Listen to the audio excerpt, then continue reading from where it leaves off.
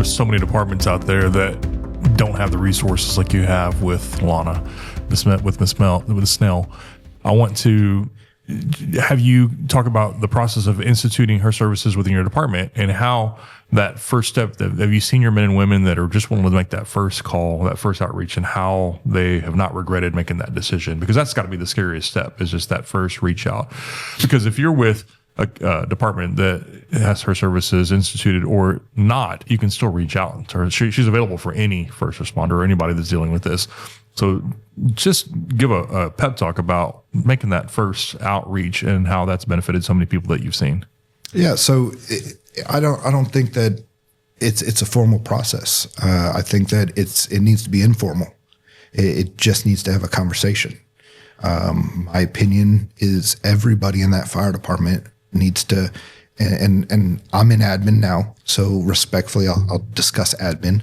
I think all of our admin people should get out of their office and walk downstairs and just have a conversation. And I think Chief Hudson, our first fire chief, and now Chief Carrera, our second fire chief, they do a great job. They're getting out, they're getting down. Chief Hudson works at another department now, but that's something that they learned and they're working on. And I think that that's what we need to keep focusing on. You know, get down to the guys. There's no separation. We have one brand, and that's the patch that we wear on our arms.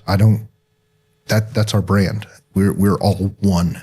So from, the fleet maintenance guys to, the fire chief down to the probationary fireman, we all work for one department. We're all human. So humanizing the entire process is important. Getting that information out there, just walking down and having a conversation. And it's not about, hey, that call or, that's what's going on. There's a couple of firemen that I walk down and I just talk about our boats. I like going up on Lake Conroe on my boat. They have bought boats. I had one of my inspectors just purchase a boat. And it's okay to just take a few minutes out of your day and humanize the situation. I know I have a payroll number. I know that if I leave today, someone can be in my position tomorrow. But if we look at everything systematically, I think that there's a lot of holes that we can punch in that theory.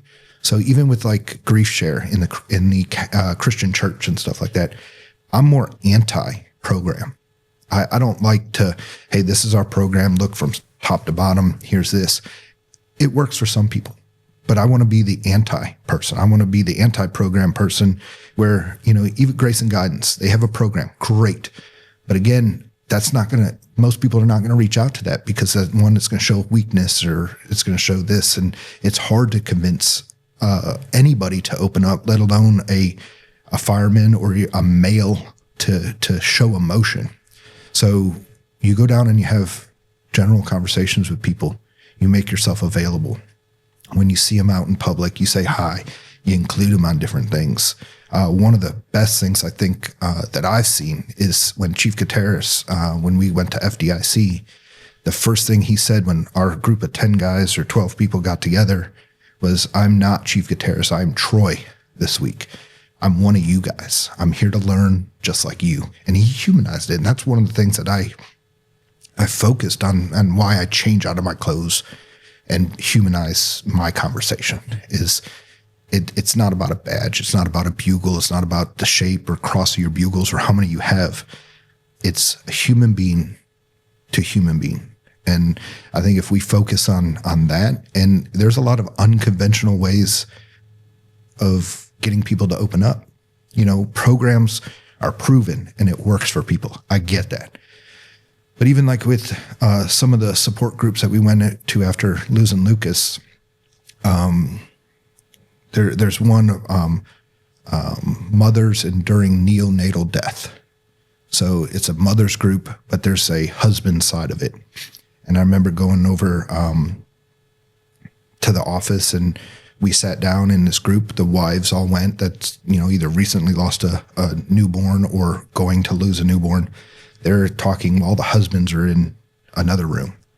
And I remember sitting in there and that the instructor, which was a volunteer, he's doing this out of the kindness of his own heart, started getting to where these guys, chapter 1. And he's like, okay, we need to talk about this. And it was almost like we had to sit around and sing Kumbaya to a person I have no clue. You know, we're just fine. You know, we have emotion. It's good. But I rejected it immediately. I think I was a typical guy. So I stood up and I go, hey, I'm going to be at Wings and More, and I'll buy the first round of whoever wants to come over there. And if you want to discuss what you're feeling, great. If you don't, no big deal. But let's just go have some guy time. And the instructor got mad and asked me to leave. And I was already going to go anyway, because I didn't like the program's very great. I just hated that it was so formal. And I think that's, you know, a lot of times people want formal because that's, well, look, there's a start, there's a beginning, there's an end. There's no problem with it. But I want to challenge that because we're still losing firemen. We're still losing people to suicide and everything. So what are we going to do to change that? Have these programs, great. But now I want the other side. I want to be the anti-everything and just go talk to them. And you know, I don't need to worry about my language or if I'm politically correct or anything like that. I'm just going to have a conversation because you have emotion and I have a lot of emotion, and we're going to just discuss it. And if we bring it up, it's great. And if we don't get to it that perfect time, fine. But you're going to then want to call me the next day going, hey man, I really enjoyed that time. Let's go talk. Cool, man. Let's go do something. Yeah.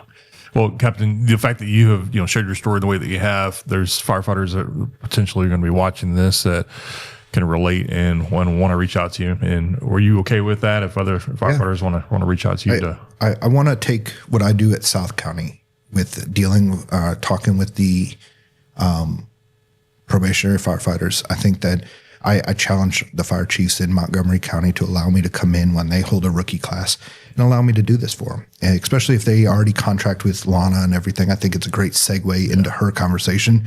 I'm by no means an expert at this. It's one of those things that I found through the difficult path that I chose or I took. Again, the pathway is God's path, God's story. I'm here just living what he wants me to do. Yeah. But I went through horrible times, you know, being a fireman and dealing and being married, a high divorce rate. You know, you talk to a bunch of firemen, they're remarried 2-3 times. You know, divorce is very relevant in the fire service. And then I found the statistic of when you lose a child, the divorce rate on that, and having that divorce rate plus being a first responder, I should be 170% divorced. You know, it's crazy. But we took a bumpy road. My wife and I took separate paths, but we were close enough to stick to our foundation and move forward. And I challenged the chiefs in this county to allow me to come out and have this conversation and just be real. Like, I'm not saying they're doing a bad job. I'm just saying let's just try something different. Because nobody, you know, if we lose a firefighter in this county to suicide or substance abuse or something, overdose or anything like that, it's not going to affect that one fire department. I go, we're such a close-knit group in this county that I know firemen in North County. I know firemen in Magnolia. I know firemen in Porter. They know me. I know firemen in Harris County.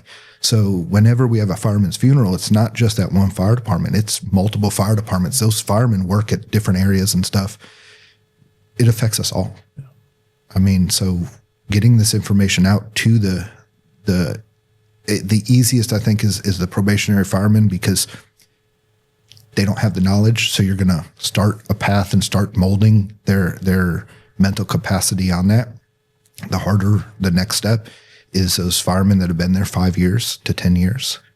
And then the biggest step is the 20-year guys that have been in the fire service where, you know, their experience was the guys that taught them were probably, you know, world's greatest generation, World War II vets and all that kind of stuff, how they grew up and hard asses all the time. And that's just not, you know, there's nothing wrong with our society today. It's just that it's changed. It's different. Yeah. And that's exactly why I was so excited to sit across from you, because it's a 20-year veteran speaking to another 20-year. You're going to be able to penetrate some of those harder 20-year guys with your story.